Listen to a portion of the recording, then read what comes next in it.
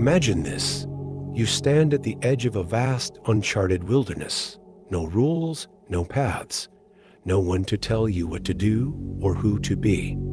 The air hums with infinite possibility, yet your chest tightens with a quiet, creeping dread.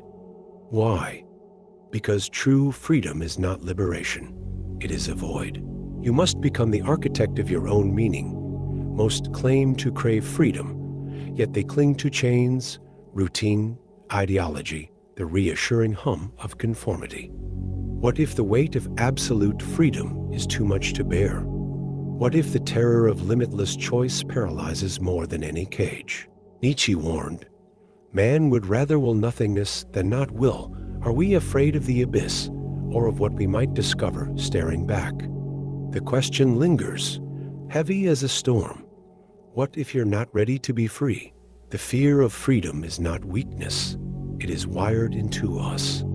Nietzsche called it the herd instinct, the primal urge to surrender autonomy for the comfort of belonging.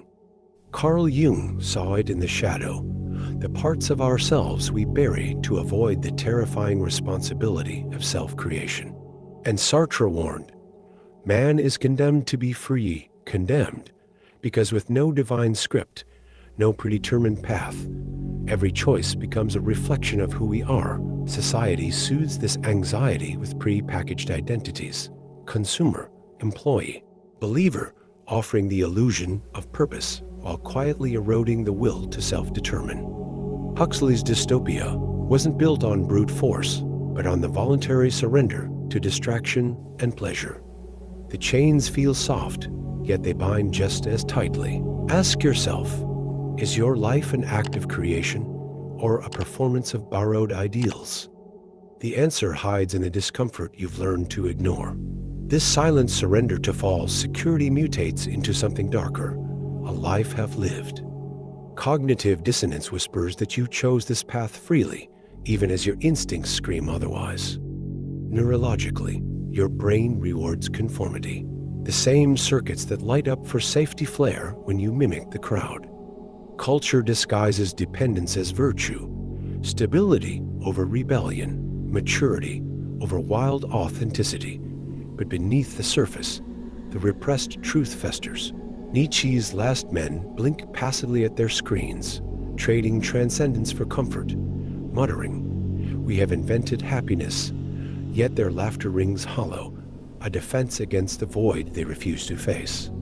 The modern world is a gilded cage, engineered to make slavery feel like choice. The consequence? A society of sleepwalkers haunted by the ghost of what they could have been. The question now is not whether you're trapped, but will you admit it? The first act of defiance is not a grand gesture. It's the quiet, seismic realization that you alone must author your values. Nietzsche's Bermensch does not beg for meaning. He creates it, hammer in hand, sculpting his own truth from the chaos. This is the sacred no to borrowed dogmas, the yes to self-overcoming, history's freest minds. Van Gogh painting his visions despite ridicule, Kierkegaard wrestling with solitude, Frankl finding purpose in Auschwitz, all shared one trait. They stared into the abyss and chose their response. Rebellion begins when you stop asking, "What should I do?" and start demanding, "What do I will?" Break the trance. Withdraw your consent from scripts you never wrote. Let discomfort be your compass. It points toward uncharted territory where true freedom begins. Here is the sublime, terrifying secret. Freedom is not a destination. It is the constant tension of becoming. There is no liberated self waiting at journey's end. There is only the daily choice to destroy and recreate yourself. Nietzsche's eternal return, the question, would you relive this life, unchanged, forever? Cuts deeper than any moral law. The chains were never around your wrists, but woven into your thoughts. Now you see them. Now they burn. Walk into the wilderness. The void is not your enemy. It is the raw material of your sovereignty. Build there, and when the fear rises, remember, this is the weight of your own greatness. Carry it.